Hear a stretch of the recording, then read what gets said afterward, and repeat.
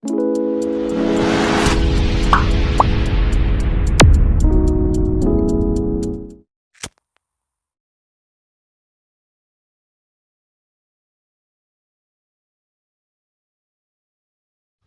लोगोफोर गासैखौबो गोरलै सल्युसन इउट्यूब चेनेलाव बरायहरबाय। स' लोगोफोर दिनै आंनि गिबि सिरिजनि गिबि टपिक बेयो जागोन भार्ब आरो टेन्स। दिनै जों बे भिडिअनि गेजेरजों भार्ब आरो टेन्सनि बेसिक कनसेप्टखौ सोलोंगोन। बेनि उनाव मोननैसो बेसिक जोङो कुइसन नायगोन। लोगोफोर जों मिथिगौ जि बावैसो आसाम सरकारा मोनसे डिक्लारेसन होदों जे आसामाव गासै 1 लाख माने जब भेकेन्सि ओंखारगोन होननाय। दा जों बे 1 लाख जब भेकेन्सिखौ आसामनि माने बर'फोरा लानो नाजानांगोन। बे लानो नाजानांगौब्ला जों मा खालामनांगोन? प्रिपारेसन खालामनांगोन। स' जायखिजाया नोंथांमोनखौ प्रिपारेसन खालामनायाव हेफाजाब होनो थाखाय गोरलै सल्युसन इउट्यूब चेनेला आवगायबोदों। स' गोरलै सल्युसन इउट्यूब चेनेला सानफ्रोमबो भिडिअ सिरिज लानानै फैगोन। स' बे भिडिअ सिरिजआव मेथ्स, रिजनिं, इंलिश बायदिफोरखौ एक्सप्लेन खालामनाय जागोन। स' फैदो बिदिब्ला जों भिडिअखौ आवगायदोनि। गिबियाव जों नायदोनि भार्बनि सोमोन्दै। स' भार्बनि सोमोन्दै जोङो थाखो एम इ सेक्सन आरो हाई स्कुल सेक्सनावनो मोजाङै सोलोंना फैखायो। थेवब्लाबो जोङो बेवहाय बेसिकनिफ्राय जागायगोन। मानोना जों बेसिकनि नलेज थायोब्लासो गिदिर गिदिर प्रब्लेमफोरखौ सल्युसन खालामनो हागोन। बेखायनो जों बेसिकनिफ्राय नायदोनि। दा बेवहाय बुंदों which words show or state an action is called verb। जायखिजाया सोदोब, जा सोदोबा जायखिजाया मोनसे एक्शन जानायखौ फोरमायो। जायखिजाया मोनसे जाथाय बा खामानि जानायखौ दिन्थियो। बे सोदोबफोरखौनो जोङो मा होननानै बुङो? भार्ब होननानै बुंनाय जायो। स' एग्जाम्पल महरै जों लानो हायो। स' एग्जाम्पल गिबियाव लादों जों गो। स' ग'नि ओंथिया जाबाय बर' थां होननानै बुंनाय जायो। बेनिफ्राय लाइक माने पसन्द खालाम। बेनि उनाव बि माने जा, डु माने माव, रान माने खार, हेभ माने ला। स' बेफोरबायदि माने फोरमायनायफोरानो जाबाय जोंना भार्ब। स' बे भार्बफोरा जोंनिया मा थायो? फर्माव थायो। जोङो बे ग'नाबो मोनफा मोनफा फर्म दं आरो लाइकआबो फर्म दङ आरो बिआबो फर्म दङ, डुआबो फर्म दङ, रानाबो फर्म दङ बा हेभआबो फर्म दङ बा थायो। दा बे फर्मफोरा जाबाय जोंनिया नै गाहायाव होदों verb 1 form, verb 2 form, verb 3 form आरो भार्ब 4 फर्म। बे मोनब्रै फर्माव थायो जों। दा जों जायखिजाया भार्ब 1 मोनसे लानि। जा ग'खौ भार्ब 1 लाबाय। दा ग'नि जोंना भार्ब 2 दङ। बे ग'नि भार्ब 2आ मा जायो? वेन्ट। बेनि उनाव बे ग'निनो आरो भार्ब 3 बो थाबावो। बेनि ग'नि भार्ब 3आ जागोन GONE गान। बेबायदि। बेनि उनाव आरो बे ग'निनो भार्ब 4 थायो। बे ग'नि भार्ब 4आनो ओरैबायदि जागोन GOING गोइं बेबायदि। स' बे भार्ब 4आ मोनसे फर्मुला थायो। जों बे फर्मुलाया जाबाय ओरैबायदि भार्ब 1 प्लास ING बेबायदि माने मा थायो? फर्मुला थायो। जेरै नाय जों ग'याव माखौ प्लास खालामनो हादों? नैबे ING प्लास खालामदो। बेनिफ्राय बेयो गोइं जादों। बेनो जाबाय भार्ब 4। स' भार्ब 1 प्लास ING। स' लोगोफोर बे जाबाय बेसिक सिनायथि भार्बनि। स' भार्बआ जाबाय मा? जायखिजाया खामानि मोनसे मावनाय एबा जानाय फोरमायनाय सोदोब। स' गोसोआव लाखि जाय सोदोबा मोनसे सेन्टेन्सआव माने एक्शन फोरमायो। बेबायदि एक्शन फोरमायनाय सोदोबफोरानो जाबाय भार्ब। स' आसा खालामो लोगोफोरा भार्बखौ हमनो हाबाय। दा जोङो नेक्स्ट नायनांसिगोन। स' लोगोफोर दायो जोङो नायदोनि टाइप्स अफ भार्ब। भार्बखौ जों गुबैयै मोननै टाइप्सआव मोनो। मोनसे मेन भार्ब, मोनसे एक्सिलारि भार्ब। गुबै थाइजा होनना बुङो मेन भार्बखौ बर'आव आरो एक्सिलारि भार्बखौ लेङाइ थाइजा होननानै बुङो। दा एक्सिलारि भार्बआव मा गोलैयो? बि भार्ब जेरै एम, इज, आर बेफोर जाबाय बि भार्ब। आरो गोसोआव लाखि एम इज आरआ लिंकिं भार्बबो होननानै बुङो जों बेफोरखौ। गोसोआव लाखि मा भार्ब होनना बुङो? लिंकिं भार्ब होननानै बुङो जों एम इज आरखौ। स' गोसोआव लाखिबानो जाबाय।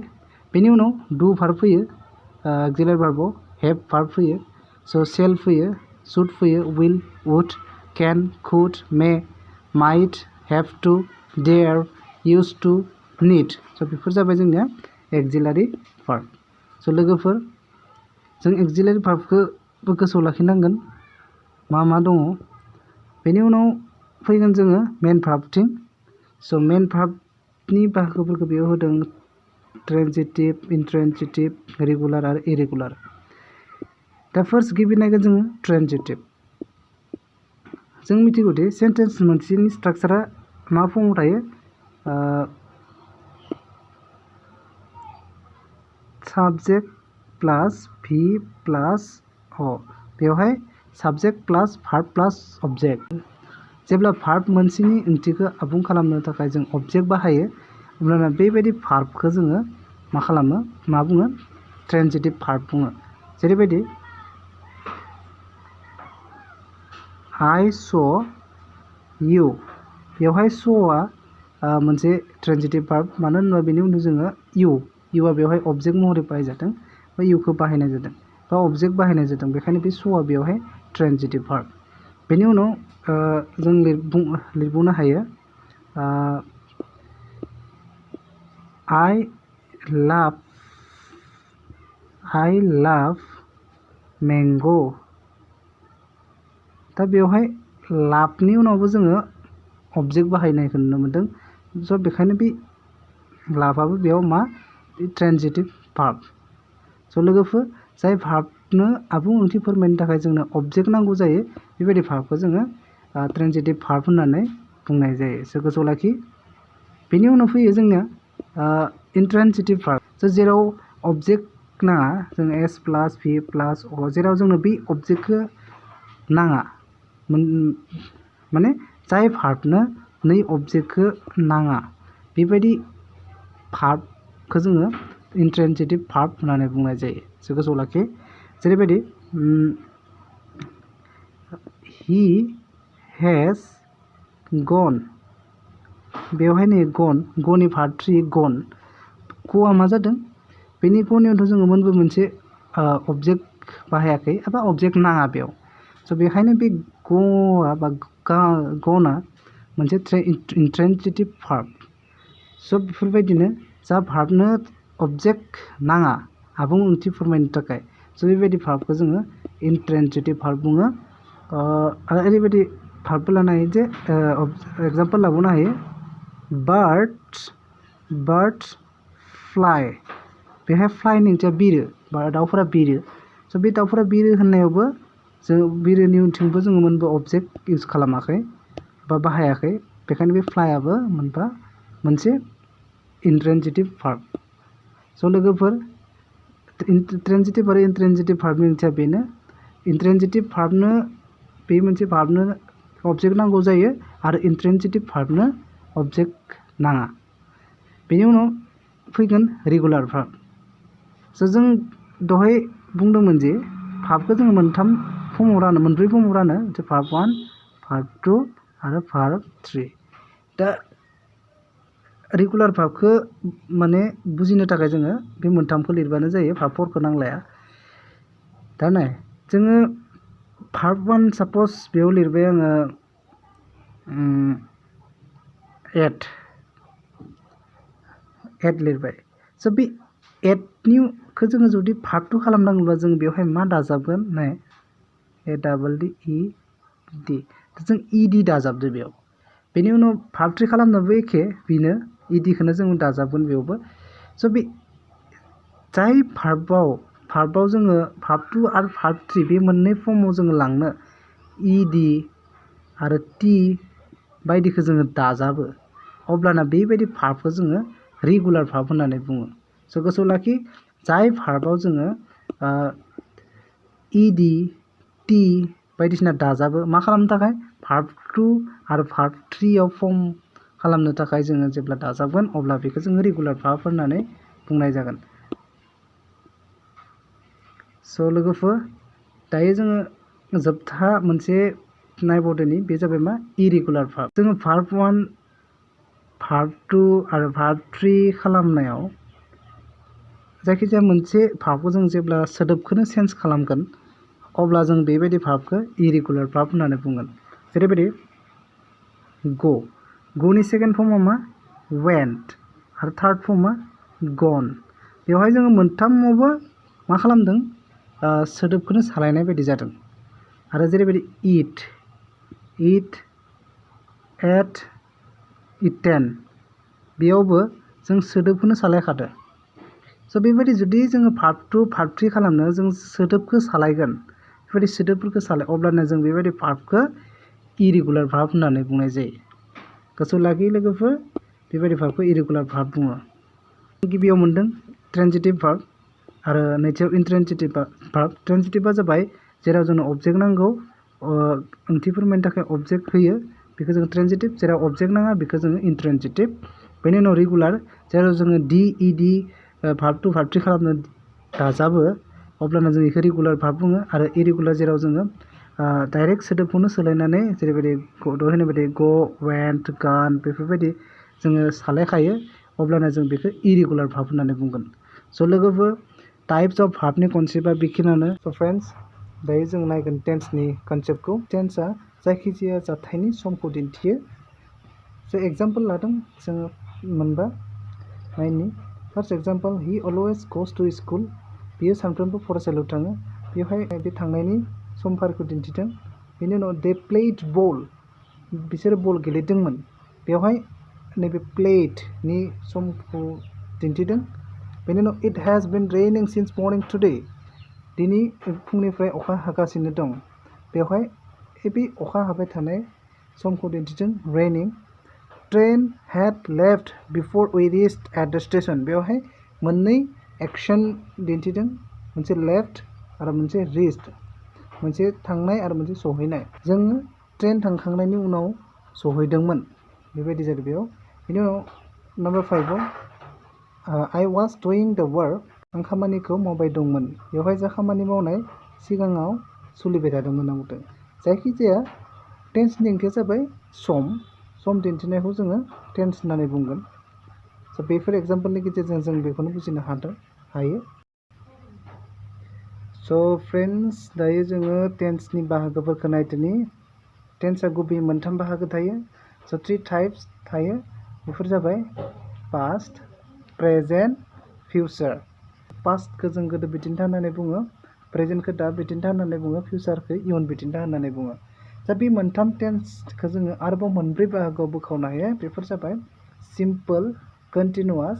सिम्पलखौ जोङो इनडिफिनिटबो होननानै बुङो, नैखौ इनडिफिनिटबो होननानै बुङो, आरो कन्टिनिउआसखौ जोङो प्रग्रेसिभबो होननानै बुङो। बेनि उनाव पारफेक्ट आरो पिसिनि ओंथिया जाबाय पारफेक्ट कन्टिनिउआस। बे मोनब्रैयाव जोङो बोखावो मोनफ्रोमबो टेन्सखौ। दा बे मोनफ्रोमबो टेन्सनि जोंनिया स्ट्राक्चार थायो। बे स्ट्राक्चारफोरखौ आं बेवहाय लिरना होजोबदों। जों बे स्ट्राक्चारफोरा गोबां इम्परटेन्ट जायो। जायखिजाया मोनसे सेन्टेन्स बानायनो थाखाय जोङो स्ट्राक्चारनि गोनांथि जायो। बे स्ट्राक्चारखौ नै टेन्सनिफ्राय जोङो मोनो। बेखायनो बे टेन्सनि स्ट्राक्चारफोरा गोबां इम्परटेन्ट। नोंथांमोना बे स्ट्राक्चार खिनाखौ नट डाउन खालामनानै लायोब्ला गोबां हेल्पफुल जागोन। उननि जेब्ला जों कुइसन एनालाइसिस खालामगोन अब्लाना नैफोरो जोंखौ गोबां सहाय खालामगोन। जायखिजाया पास्ट, सिम्पल पास्टआव जोंना subject plus verb 2 plus object थायो। बे जाबाय सेन्टेन्स स्ट्राक्चार मानि सिम्पल पास्टनि। आरो सिम्पल प्रेजेन्टआव थागोन subject plus verb 1 plus object. बेनि उनाव सिम्पल फिउचाराव थायो subject plus shall will plus verb 1। स' लोगोफोर, बेयो जाबाय सिम्पलनि स्ट्राक्चार। बेफोर जाबाय सिम्पलनि स्ट्राक्चार। दायो कन्टिनिउआस। पास्ट कन्टिनिउआसआव मा रोखोमनि थागोन? Subject plus was were plus verb 4। स' लोगोफोर गोसोआव लाखि, subject plus was were plus verb 4 बियो पास्ट कन्टिनिउआसनि। बेनि उनाव प्रेजेन्ट कन्टिनिउआस टेन्सआव मा फैगोन? Subject plus am is are plus verb 4। बेफोरबायदि स्ट्राक्चार फैयो। बेनि उनाव फिउचार कन्टिनिउआसआव subject plus shall will plus be plus verb 4। गोसोआव लाखि बेखौ। बेनि उनाव पास्ट पारफेक्टआव subject plus had plus verb 3। बेनि उनाव प्रेजेन्ट पारफेक्टआव subject plus had plus has plus verb 3। बेनि उनाव फिउचार पारफेक्टआव subject plus shall will plus have plus verb 3 बेनि उनाव पारफेक्ट कन्टिन्युआसआव फैगोन जोङो पारफेक्ट कन्टिन्युआसनि पास्ट पारफेक्ट कन्टिन्युआस टेन्सआव मा फैगोन subject plus had plus been plus verb 4 नैबे बेनि उनाव प्रेजेन्ट पारफेक्ट कन्टिन्युआस टेन्सआव subject plus has plus been plus verb 4 गोसोआव लाखि लोगोफोर गोबां इम्पर्टेन्ट इफोरो बेनि उनाव फिउचार पारफेक्ट कन्टिन्युआस टेन्सआव फैगोन subject plus shall will plus have plus been plus verb 4 स' लोगोफोर बेफोर जाबाय सेन्टेन्स स्ट्राक्चार टेन्सनि सेन्टेन्स स्ट्राक्चार बेखिनिखौ जेब्ला जोङो गोसोआव थागोन अब्लाना जों सेन्टेन्स बानायनायाव बा सेन्टेन्स खालामनायाव गोबां गोरलै जायो आरो सेन्टेन्स एरेन्जिं खालामनायावबो गोबां बेफोरो सहाय खालामो बा हेल्प होयो स' लोगोफोर बेखायनो नोंथांमोना बेखौ लिरनानै ला मोजाङै आरो प्रेक्टिस खालाम बिदि दानिया जों नायदिनि कुइसनखौ स' कुइसन एनालाइसिस खालामनोसै फर्स्ट कुइसनखौ जोङो नायदिनि In the following question, the sentence given with blank to be filled in with an appropriate word. Select the correct alternative out of the four and indicate it by selecting the appropriate option. दा बेयावहाय मा होनदों नैबे मोनसे सेन्टेन्सआव मोनसे लांदां जायगा दङ बे लांदां जायगायाव बे मोनब्रै अपसननिफ्राय मा मोनसे अपसना बाहायजागोन सुइटेबल बेखौ जोङो बेवहाय होनांगौ बेखौनो होनदों दायो नायदिनि जों फरायदिनि मा होनदों रिया डेस टु बी ए पाइलट बेवहाय रियाया पाइलट जानो लुबैयो बा जागोन होननाय बाथ्रा बुंदों दा बेवहाय होमबा जोङो नायनांसिगोन दा मा मोनसे अपसनसा बेनि थाखाय सुइटेबल स' वान्टेडनि ओंथिया बियो मा दङ भार्ब 2 स' भार्ब 2आ मा जायो जायखिजाया थांखांनाय बाथ्राफोरखौ बियो दिन्थियो भार्ब 2आ मावखांनाय खामानिफोरखौ स' वान्टेड माने लुबैदोंमोन होननाय जादों डेट मिन्स बेवहाय वान्टेडखौ जुदि जानायमोनब्ला बिदि माबा मोनसे क्लु होगौमोन बेवहाय दा बेवहाय क्लु गैया जेबो क्लु गैया बेनि थाखाय माबायदि क्लु थायो बेखौ उनाव एग्जाम्पल मोनगोन बेनिबो होमबाना जोङो आं खिन्थागोन बेनि उनाव बेयो जानाय नङा बेनिखायनो नैबे नाय वान्सनि लोगोआव एस होफादों बे भार्बआव बे भार्ब 1आव जादों भार्ब 1 सिंगुलार एस जाय भार्बआव एस थाफायो बेखौ जोङो सिंगुलार भार्ब होननानै बुङो बेखौ जों सिंगुलार भार्ब होननानै बुंगोन गोसोआव लाखि लोगोफोर सिंगुलार भार्ब होमबा बेवहाय साबजेक्टखौ नाय जोङो साबजेक्टआ मा दङ रियानि ओंथिया थार्ड पार्सन सिंगुलार नाम्बार स' बे थार्ड पार्सन सिंगुलार नाम्बारबा जों सिम्पोल सेन्टेन्सबाथाय मा जायो भार्बनि लोगोआव एस होफायो दा बा सिंगुलार भार्बखौ जों इउज खालामो दा होमबा बेवहाय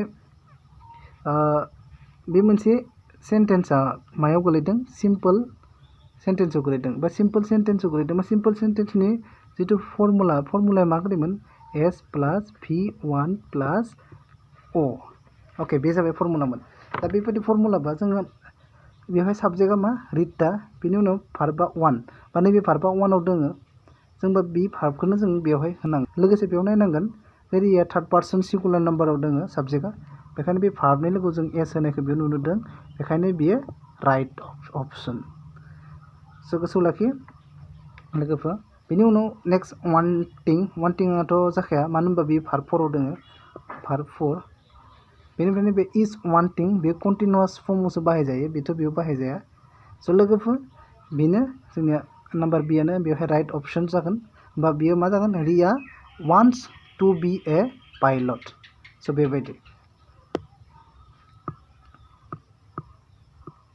नेक्स्ट कुइसनखौ नायदिनि मा होनदों बेयाव गिभ मी ए कल आंनो मोनसे कल खालाम व्हेन इउ डेस टाइम जेब्ला नोंहा सम दङ होननाय बायदि जादों बियो दा बेवहाय अपसन दङ हेभ हेज हेड आरो आर फैदो दानिया मा मोनसे सुइटेबल जागोन जोङो एनालाइज खालामना नायदिनि स' फार्स्ट जों नायनांगोन गिभ मी ए कल बियो मायाव दङ गोसोआव लाखि गिभ मी ए कलआ इम्पारेटिभ सेन्टेन्सआव दङ इम्पारेटिभ स' मोजां थाङा नायबो स' इम्पारेटिभ सेन्टेन्सआव दङ स' इम्पारेटिभ सेन्टेन्सआ मा जाय बाथ्राया थिननाय ओंथि फोरमायो जाय बाथ्राया माबा मोनसे रिक्वेस्ट खालामनाय बा एडभाइस होनाय बायदि ओंथि फोरमायो बेबायदि बाथ्राखौ जोङो इम्पारेटिभ होनना बुङो बेवहाय गिभ मी ए कलआ थिननाय बायदि जादों थिननाय बाथ्रा बेखायनो बियो इम्पारेटिभ स' गोसोआव लाखि इम्पारेटिभआ जों मोननै टेन्सआवसो इम्पारेटिभखौ बुङो मोनसे जाबाय प्रेजेन्ट आरो मोनसेया जाबाय पास्ट गोसोआव लाखि जों प्रेजेन्ट सरि पास्ट नङा दे स' फिउचार गोसोआव लाखि फिउचार जों पास्ट प्रेजेन्ट आरो फिउचार बे मोननै टेन्सआव जोङो इम्पारेटिभखौ बाहायो बा बुङो स' होमबा जोङो बेवहाय मिथिखादो बे टेन्सआ होल टेन्सआनो हयथ' इम्पारेटिभ माने प्रेजेन्ट जागोन हयथ' फिउचार जागोन बेवहाय पास्टनि जेबो बाहायथि गैया लोगो लोगो होमबा जोङो नै हेडखौथ' नांखालिया जोङो हेडखौथ' जों पास्टआवसो बाहायो बेखायनो बेखौनो नांथ'आ दा बेनि उनाव बेवहाय हेभ हेज आर थाहैबाय ओमफ्राय बै साबजेक्टखौ नाय बेयाव हयनि उनाव मा साबजेक्ट दङ इउ स' इउजों जोङो माखौ इउज खालामो हेभखौ इउज खालामो आरो आरखौ इउज खालामो गोसोआव लाखि हेजखौथ' इउज खालामखाया बेखौ नांखाया जोंनो बा बेखौ दानबाय बेनि उनाव दा बेवहाय मा ओंथि फोरमायदों बेखौ नायदो when you days time date means जेब्ला नों टाइम दङ होनना बुंदो जायखिजाया थानायनि ओंथिया जों माजों फोरमायो थानायखौ आंहा टाइम दङ आइ हेभ टाइम होनना बुङोना जोङो स' नोंहा गंनै कलम दङ होनना बुंबा इउ हेभ टु पेन स' थानायनि ओंथिया जाबाय हेभ होमबा जों आरखौ बेवहाय नांलिया बा राइट अपसनाव मा जागोन ए जागोन बेवहाय ए हेभआ राइट अपसन होमबा give me a call when you have time आंखौ कल खालाम जेब्ला नों टाइम दङ होननाय जादों बेयो स' लोगोफोर बिदिनो दा नेक्स्ट एग्जाम्पल नेक्स्ट कुइसन्स नायदोनि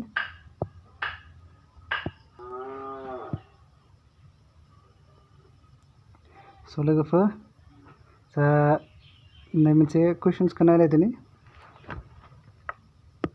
बेवहाय मा होनदों व्हेन इउ कल्ड जेब्ला नों कल खालामदोंमोन आइ वाज डेस एस हावेर एस हावेरनि ओंथिया मा बेयाव एस हावेरनि ओंथिया जाबाय मा दुगैनायखौ फोरमायदों बेयाव स' एस हावेरनि ओंथिया दुगैनायखौ फोरमायदों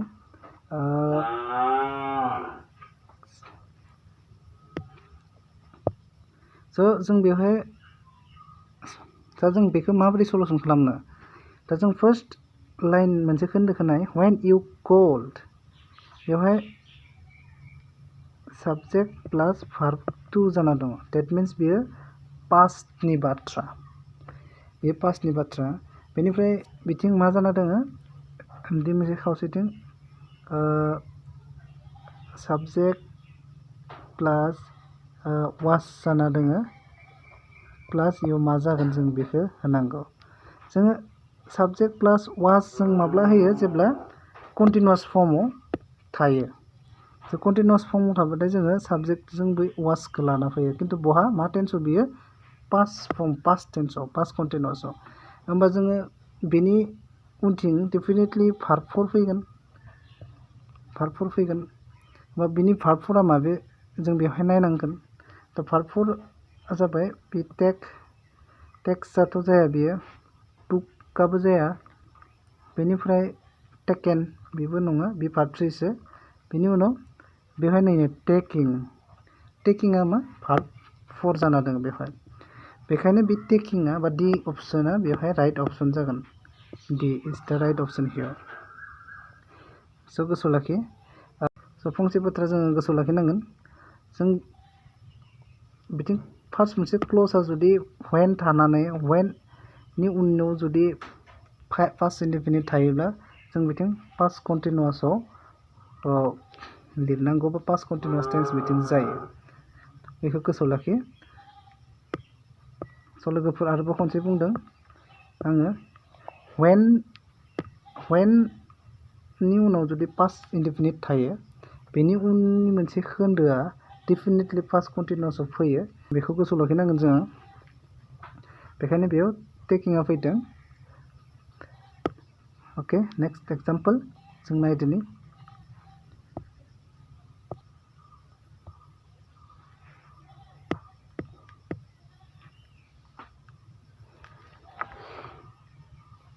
स' लोगोफोर नाम्बार 4आव जों नायदोनि सन्ध्या इज डेस for student election this semester कुइसनखौ सलुसन खालामनो थाखाय जोङो जि सेन्टेन्स स्ट्राक्चार होदोंमोन बे सेन्टेन्स स्ट्राक्चारखौ जोङो गोसोखांनांगोन आरो सेन्टेन्स स्ट्राक्चार महराव जों बेखौ लाना थांनांगोन जे जों सन्ध्याखौ मा होनना बुंबाय साबजेक्ट होना लाबाय बेनि उनाव मा दङ इस दङ स' जे साबजेक्ट प्लास इस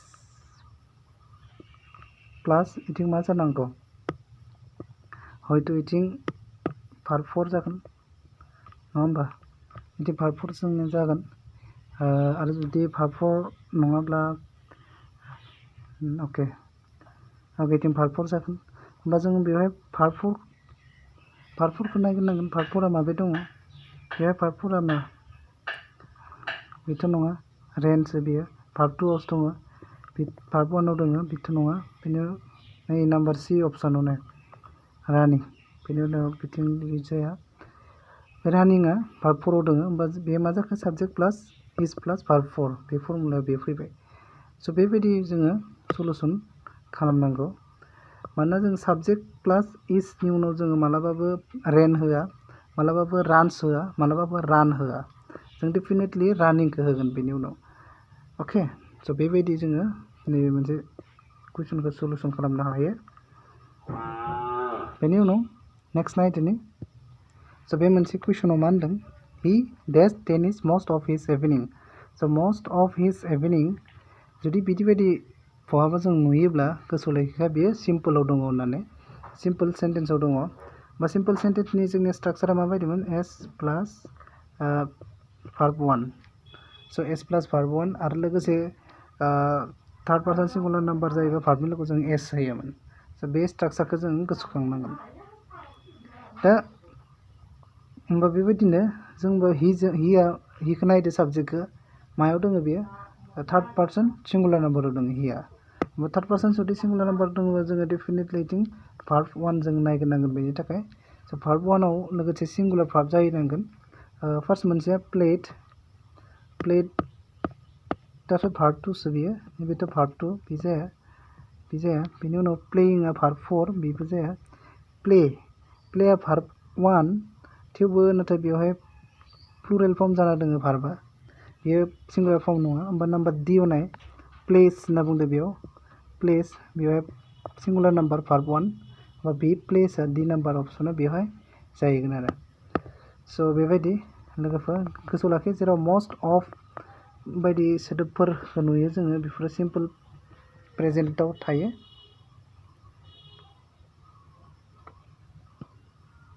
नेक्स्ट कुइसना मा होनदों दा डिनार डेज ग्रेट होनना बुंदों ओमफ्राय अपसन्स दङ स्मेल्स स्मेलिं नन अफ देम जोंनि मोनसे जा कुइसन बेखौ जोङो अपसन्सनिफ्रायनो सलुसन खालामनांगोन दा फार्स्ट मोनसे अपसन्सखौ नाय स्मेल भार्ब 1 आव दङ स्मेला बेनि उनाव नेक्स्ट स्मेल्स बेबो भार्ब 1 आव दङ नैबे प्लुरेल फर्माव दङ नैबे सिंगुलार फर्माव दङ बेनि उनाव स्मेलिं बे भार्ब 4 आव दङ बेथ' जाखाया बेयाव आं मिथिगौ बे मोनसेयाथ' जाखानाय नङा बेनिफ्राय नन अफ देम दङ दा नै मोननैयाव नाय दा डिनारा मा जायो थार्ड पार्सन सिंगुलार नाम्बाराव गोग्लैयो बेयो होमबा थार्ड पार्सन सिंगुलार नाम्बार बा जोङो भार्बाबो सिंगुलार नाम्बारानो जागोन होमबा भार्बा मा मोनसे सिंगुलार नाम्बार नै मोनसेयाथ' प्लुरेल नाम्बारसो भार्बा होमबा बे जालिया बा बि नाम्बारा बिनि राइट एन्सार जाबाय स' स्मेल्स स' लोगोफोर नोंथांमोना जुदि एक्सप्लेनेसन खालामनायाव माबाफोर डाउट दङबा कमेन्ट बक्सआव कमेन्ट होजागोन नोंथांमोना जेरै लुबैयो ओरैनो एक्सप्लेनेसन खालामगोन स' नैबे जास्ट बेसिक कुइसन बेफोरो बिनि उनावबो आरो एडभान्स कुइसन दङ जायफोर कुइसनखौ जोङो सलुसन खालामनो थाखाय गोबां माने साननो गोनां जायो स' बेफोरबायदि कुइसनखौबो जों सलुसन खालामगोन स' दिनै जों जास्ट बेसिक कुइसनफोरखौ नायग्रोदोनि स' लोगोफोर दिनैनि जोबथा बेसिक कुइसन नैबे लास्ट बिनि उनाव गाबोन जोङो मोननैसो एडभान्स कुइसननि सायाव सावरायगोन स' दिनै जास्ट बेसिक कुइसनखौ जोङो सावरायबाय दा नैबे कुइसनाव मा होनदों नाय दिनै she has been days since last night बेवहाय सिन्स लास्ट नाइट होनना बुङो since last night that means since last नाइटनि ओंथिया जाबाय थांनाय हरनिफ्राय जायखिजाया खामानि गोदोनिफ्राय दासिम सोलिबाय थानाय बिदि फोरमायोब्ला जोङो बेखौ मायाव जायो प्रेजेन्ट पारफेक्ट कन्टिनिउआस टेन्सआव जोङो दोननांगौ प्रेजेन्ट पारफेक्ट कन्टिनिउआस टेन्स बेयो जाबाय जायखिजाया खामानि गोदोनिफ्राय दासिम सोलिबाय थानाय दा बेवहाय बेबायदि ओंथि फोरमायदों मैया हरनिफ्राय माबा मोनसे जाबाय थानाय बेवहाय अपसन्स होदों क्राइ दैट मिन्स गाबबाय थानायनि ओंथिखौ फोरमायगोन होमब्ला बेवहाय साबजेक्ट दङ साबजेक्ट प्लास हेज दङ हेज प्लास आरो मा दङ बेयाव बिन दङ आरो बिन प्लास आरो मा नांगोन जोंनो भार्बा फर नांगोन बेयाव दैट मिन्स जोङो दा होमबा भार्ब फर नागिरनांगोन बेवहाय स' भार्ब फरा माबे जों बेखौ नागिरबानो बेनो राइट एन्सार जाबाय स' बेवहाय नायदो अपसन्सआव